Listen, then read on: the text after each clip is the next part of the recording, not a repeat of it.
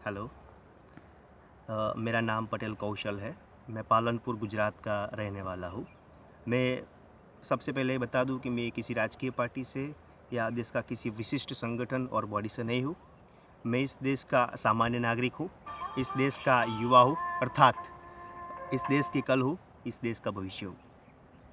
देश का जागरूक नागरिक होने के नाते और देश का भविष्य को ध्यान में रखते हुए देश की कई ऐसी घटनाएं जो वर्तमान में चल रही है और उसकी वजह से मैं देश का और देश के लोगों का भविष्य देखकर हैरान हूँ। रात को नींद नहीं आती जब ये सब मैं न्यूज़पेपर, टीवी चैनल और सोशल मीडिया के माध्यम से देखता हूँ, सुनता हूँ। मेरे प्यारे देशवासियों, आज मैं आपको और देश के कई ऐसे मुद्दों पर प्रकाश डालकर और सरकार से जवाब मांगकर कुछ बातें आपके साथ शेयर करना चाहता हूँ। मेरा पहला मुद्दा यह है कि तारीख 7 फरवरी 2017 को लोकसभा में माननीय प्रधानमंत्री जी मोदी ने कहा था कि मल्लिकार्जुन कह रहे थे कि कांग्रेस की कृपा है, अब भी लोकतंत्र बचा है और आप प्रधानमंत्री बन पाए हो। मल्लिकार्जुन की इस बात को मोदी जी ने बहुत अच्छा शेर बताया था। मेरा कहने का मतलब यह है कि संसद में हमारे नेताओं, विपक्षों एवं प्रधानमंत्री सहित ऐसे स्टेटमेंट और भाषण दे रहे हैं जो कोई शेर, शायरी और वार्ता के समकक्ष दिख रहा है, और नहीं दिख रहा तो उसे शेरों और शायरियों के साथ जोड़कर बताया जा रहा है। चलिए, मोदी जी का उस दिन मैंने भाषण सुना।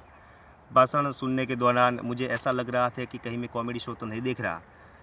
अरे सच में, मेरा यकीन करो, जितना कॉमेडी शो में हम लोग हंसते हैं, बस ठीक उसी तरह से संसद के लोकसभा गृह में भाजपा के सांसद हंस रहे थे। विपक्ष विरोध कर रहा था और सच में वातावरण कॉमेडी शो जैसा लग रहा था। मुझे ये बात बोलते भी शर्म आती है और मैं दिल पे हाथ रखकर देश के सांसद के लोकसभा गृह को कॉमेडी शो के साथ कंपैरिजन कर रहा हूँ। मुझे इस बात का सबसे बड़ा दुख हो रहा है। प्रदेश के नेताओं एवं प्रधानमंत्री संसद की गरिमा को ठेस पहुंचा रहे हैं। देश के संसद सभ्यों को संसद का महत्व समझना चाहिए और उसके प्रति सम्मान जताना चाहिए, ये मेरा कहना है। पिछले कई सालों से मैं लोकसभा एवं राज्यसभा टीवी देखता हूँ। यदि नहीं देख पाता तो मैं न्यूज़ पेपर में पढ़ लेता हूँ इसके बारे में। आज तक मैंने लोकसभा में कई हंगामे देखे हैं, कई कार्यवाही माननीय अध्यक्षता की ओर से होती हुई देखी है, मंत्रियों को सवाल जवाब देते हुए देखा है, विरोध पक्ष का कड़क विरोध भी देखा है, संसद को स्थगित होते हुए भी देखा है और संसद के गृह से वॉकआउट करते हुए भी देखा है, पर ऐसा कॉमेडी शो मैंने आज तक नहीं देखा है। आप सब लोग 7 तारीख फरवरी 2017 का लोकसभा का कॉमेडी वीडियो, मतलब कि मेरा कहने का मतलब है कॉमेडी शो, विपक्ष का हंगामा और शोर, आप इंटरनेट के माध्यम से, यूट्यूब के माध्यम से देख सकते हो। कई दिनों से मैं न्यूज़पेपर, टीवी चैनल और इंटरनेट के माध्यम से 5 राज्यों की चुनाव प्रसार की गतिविधियां देख रहा हूँ। खास करके बात करूँ तो उत्तर प्रदेश की, क्योंकि लोग मानते हैं कि यूपी का इलेक्शन एवं राजकारण देश का राजकारण का प्रमुख मार्ग है। आप लोग देखते हो कि यूपी के इलेक्शन में नेताओं के भाषण, निवेदन और आक्षेप होते रहते हैं। लोगों के लिए योजनाओं और कई मुद्दे पर बोलते हैं, अक्सर वो ज़्यादातर कागज़ पे या अपने भाषण में ही रह जाते हैं। मैं थोड़े यूपी के भाषण की बात करूंगा तो कोई स्कैम का अर्थ बता रहा है, दूसरे दिन कोई और आके स्कैम का कुछ और अर्थ बता रहा है। फिर किसी ने कहा यूपी में आंधी आने वाली है और आंधी में कुछ लोग सहारा ढूंढ रहे हैं, तो दूसरे दिन प्रत्युत्तर में किसी और ने कहा कि आंधी में साइकिल चलानी हमें अच्छी तरह से आती है, और कुछ लोग तो ये भी बोल रहे हैं कि भूकंप आने वाला है। विविध मुद्दे पर वो राजनीतिक कमेंट करते रहते हैं। चलो, हम समझते हैं ये चुनावी जुमला है, आर या पार की लड़ाई है, लोगों से वोट लेने की लड़ाई है, पर पब्लिक सब समझ रही है।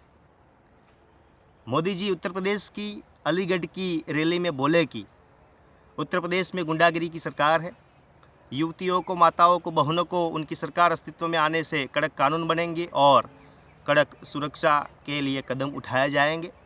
मोदी जी के उस वाक्य ने मेरी नींद खराब कर दी। मैं 3 दिन तक रात को सोया नहीं। उसका कारण था कि मोदी जी यानी इस देश का प्रधानमंत्री यूपी की जाहिर जनता के बीच बिना डर के गलत बता रहा था।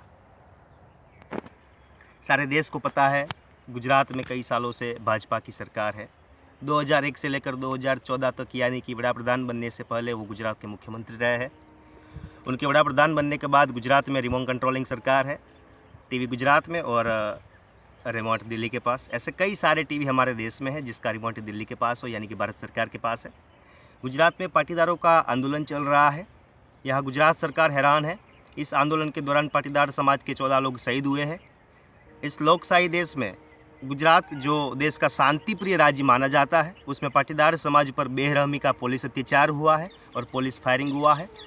हद की बात तो यह है कि पुलिस ने गुजरात की पाटीदार माताओं और बहनों को गंदी गंदी गालियां दी और महिलाओं पर अत्याचार किया। बड़े उस वक्त क्यों मोदी जी खामोश रहे? और अब उत्तर प्रदेश में चुनाव के दौरान गुजरात की स्त्रियों का अत्याचार बाजू पर रखकर आप उत्तर प्रदेश की माताओं बहनों को झूठा आश्वासन दिए जा रहे हो। मेरे उत्तर प्रदेश की जनता से निवेदन है, इस बात का प्रधान जी से जवाब मांगे और अपना कीमती वोट सही और सोच समझ कर डालें। पार्टी का नेता जो बोल रहा है वो 100% सच है ऐसा नहीं है, वो आपकी मानने की भूल हो सकती है, वो 100% गलत भी हो सकता है। आप मोदी जी से मैं कहना चाहूँगा कि आप तो गुजरात में आपका और भाजपा का गढ़ माना जाता है, इसमें इतनी नाइंसाफ़ी आपका और आपकी सरकार का पोल खो।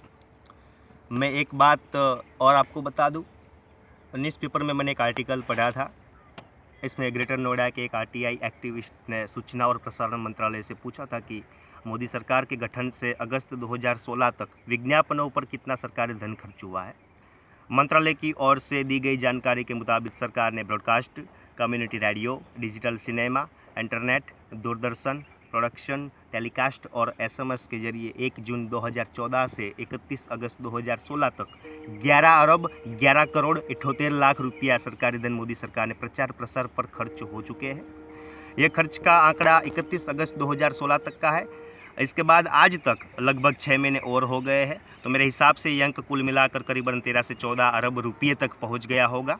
मैं आपको बता दूं कि सरकार ने ये सरकारी धन अपने आधे कार्यकाल में खर्च किया है, तो इतना बड़ा जो खर्च किया है उसकी क्या ज़रूरत हो, वो भी प्रधानमंत्री खुल के जवाब दे। मेरा आखिरी मुद्दा मैं इस वीडियो का बोल रहा हूँ, जो मोरल ऑफ द स्टोरी है, देश के भविष्य के साथ ये मुद्दा जुड़ा हुआ है। भारत विश्व का सबसे युवा देश है।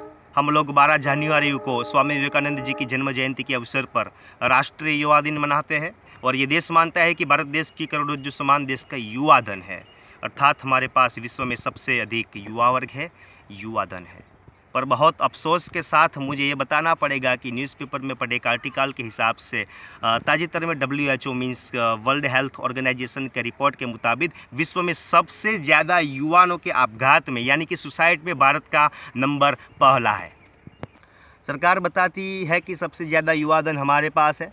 मैं मानता हूँ सरकार को देश की इस वास्तविकता को भी लोगों के ज्ञात कराना चाहिए। मेरे हिसाब से सरकार को युवाओं के लिए मार्गदर्शन के रूप में खास तालीम वर्ग खोलने चाहिए तथा वास्तविकता का ज्ञान कराना चाहिए।